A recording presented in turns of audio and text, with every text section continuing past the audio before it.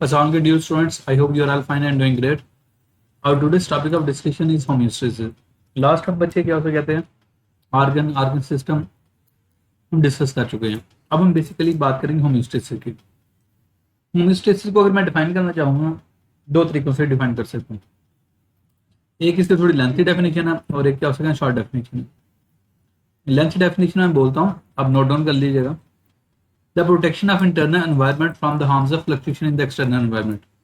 Mean आपने अंदर के माहौल को प्रोटेक्ट करना है. कहाँ से? बाहर के माहौल में जो चेंजेस हो रही हैं. फर्ज कर ले मैं कहता हूँ बाहर के माहौल में टेम्परेचर चेंज होता है. गर्मी में टेम्परेचर 40-45 चला जाता है. सर्दी में यही टेम्परेचर 15, 20, इवन 10 पे भी आ जाता है. तो बाहर जो टेम्परेचर है ना वो बहुत ज़्यादा फ्लक्चुएट हो रहा है. कभी 10 हो रहा है, कभी 40 हो रहा है. तो उसके कंपैरिजन में अगर ह्यूमन बॉडी की बात की जाए तो ह्यूमन बॉडी में जो टेम्परेचर है वो 36 to 38 के दरमियान मेंटेन किया जाता है. तो क्या किया जाता है, अपने इंटरनल एनवायरनमेंट को प्रोटेक्ट किया जाता है बाहर के एनवायरनमेंट में जो चेंजेस आते हैं. एक तो ये डेफिनेशन हो जाएगी. अगर आपने शॉर्ट डेफिनेशन करनी हो तो आप कहते हो maintenance of internal conditions with in a narrow range. आप इंटरनल कंडीशंस को मेंटेन करते हैं एक रेंज के अंदर. क्लियर? वो भी होम्योस्टेसिस है. ये दोनों डेफिनेशन मैं बोल दी, दोनों आप नोट डाउन कर लीजिएगा. दोबारा दूसरी डेफिनेशन बोल देता हूँ. Maintenance of internal condition within a narrow range. तो इंटरनल कंडीशंस हैं उनको आपने नैरो रेंज के अंदर मेंटेन करना है. That is also called as homeostasis. Example देता हूँ. हमारे बॉडी का कोर टेम्परेचर 36 to 38 के दरमियान मेंटेन किया जाता है. ये भी इसकी एग्जांपल है. आपके ब्लड की पीएच 7.4 के राउंड रखी जाती है, मेंटेन की जा रही है. ये भी होम्योस्टेसिस में आएगा. एनीवेज देखते हैं.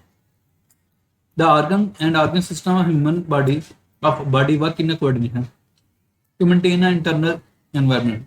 आपके जितने सिस्टम होते हैं ना, बेशक नर्वस सिस्टम है, रिप्रोडक्टिव सिस्टम, रेस्पिरेटरी सिस्टम है, स्केलेटल सिस्टम है, मस्कुलर सिस्टम है, कोई भी सिस्टम है, यूरिनरी सिस्टम है, सारे सिस्टम एक कोऑर्डिनेशन में काम करते हैं. It is called homeostasis.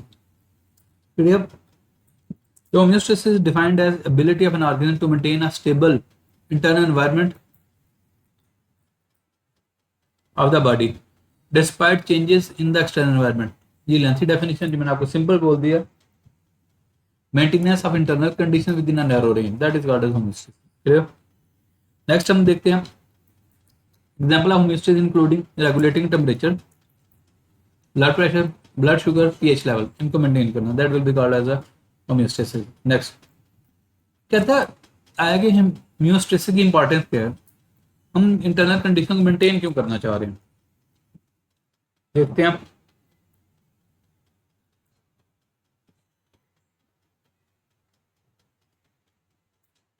Each cell is a sophisticated machine that plays a precise role within the body.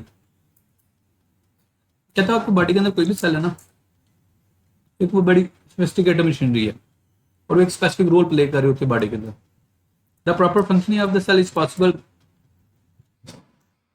only when the extracellular conditions such as temperature, pH and concentration of salts and glucose and oxygen are kept in a normal range. एक बात याद रखिएगा, कोई भी चीज change हो जाए, temperature change हो, पीएच चेंज हो, साल्ट का लेवल चेंज हो जाए, ग्लूकोज का लेवल चेंज हो जाए, ऑक्सीजन का भी चेंज हो जाए या कार्बन डाइऑक्साइड का चेंज हो जाए, तो बॉडी में क्या हो जाएगी, अब नॉर्मेलिटी आ जाती है.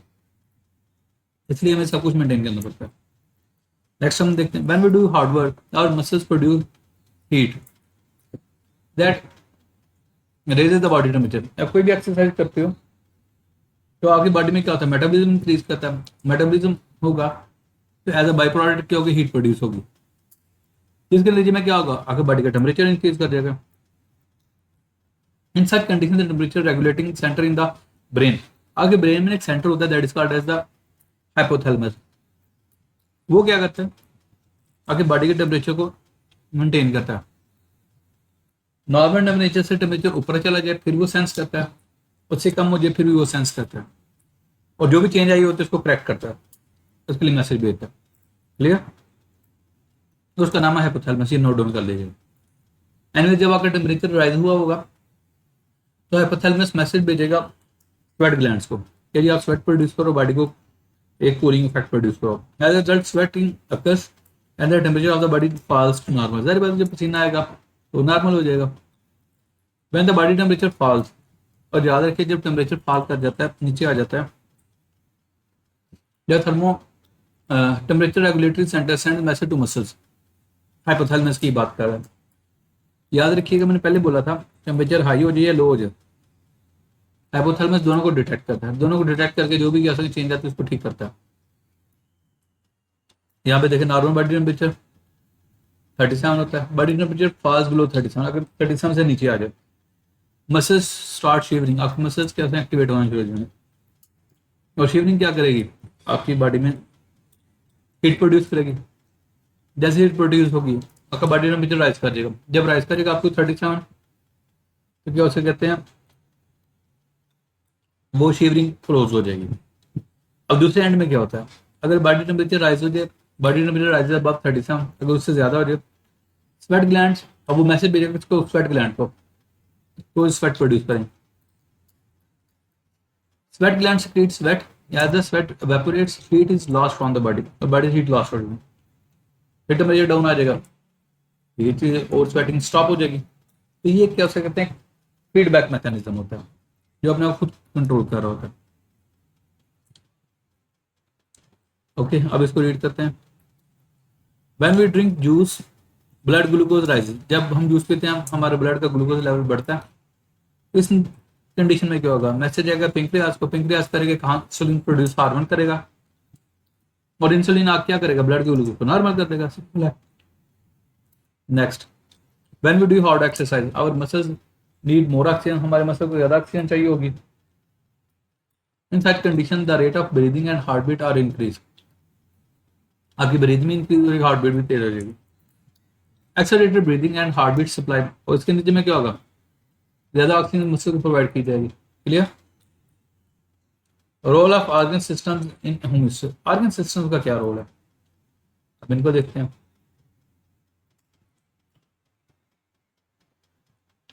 Nervous system, endocrine system, endocrine system जिसमें हार्मोन्स होते हैं।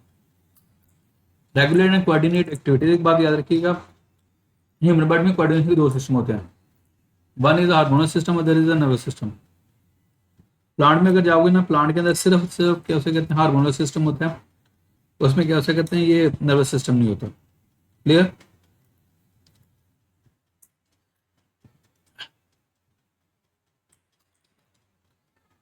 such as heart rate, respiration and metabolism. They also respond to change in the environment, और environment के अंदर भी change है उसको भी respond करते हैं। Respiratory system ensures that the body receives enough oxygen for cellular respiration. Okay. It also expels excess carbon dioxide from the body. Oxygen को अंदर लेके आता है, और जो एक्स्ट्रा कार्बन डाइऑक्साइड ऑक्सीजन को अंदर लेके आएगा और एक्स्ट्रा कार्बन डाइऑक्साइड को बॉडी से बाहर भेज देगा। Cardiovascular system plays a role in regulating body temperature and pH level. It also ensures that all cells receive necessary substance for proper functioning. ठीक है, आपके बॉडी के अंदर टेम्परेचर को पीएच को मेंटेन करने में हेल्प करता है, और जो नेसेसरी सब्सटेंस होते हैं वो प्रोवाइड करता है। डाइजेस्ट सिस्टम, डाइजेस्टिव सिस्टम जारी होता है, डाइजेशन करेगा, डाइजेशन करके हर सेल को, हर टिश्यू को फूड प्रोवाइड करेगा, न्यूट्रिएंट्स प्रोवाइड करेगा, ताकि एनर्जी जनरेट कर सके, ग्रोथ हो सके और बॉडी के अंदर रिपेयर हो सके। Next, muscular and skeletal system help to maintain body temperature, support and movement. Okay, urinary system eliminates waste materials. अब जाहिर बात यूरिनरी सिस्टम में यूरिन के थ्रू जो हमारे बॉडी के अंदर एक्स्ट्रा यूरिया होगा उसको बॉडी से बाहर भेज दिया, और ये बॉडी के अंदर वाटर लेवल को मेंटेन करता है। It also regulates water and salt balance in the body tissue. In this way it maintains the blood volume. अगर आपने किसी ने ज्यादा पानी पिया है तो डाइल्यूट यूरिन प्रोड्यूस होगा, ताकि एक्स्ट्रा वाटर को बॉडी से बाहर निकाला जाए। अगर आपकी बॉडी के अंदर वाटर की डेफिशिएंसी है तो कंसंट्रेटेड यूरिन प्रोड्यूस होगा, ताकि वाटर लेवल मेंटेन करे, ब्लड प्रेशर को मेंटेन करे और पीएच को मेंटेन करता है। इंटेगुमेंट्री सिस्टम, आपकी स्किन का system, act as a barrier to protect the body from external factor. It also help to regulate the temperature through sweating. Clear, through sweating, getting through. ठीक है बच्चे, यहाँ तक ये हमारा चैप्टर क्लियर हो गया। If you have any sort of question then you can ask in the comment section. Thank you so much.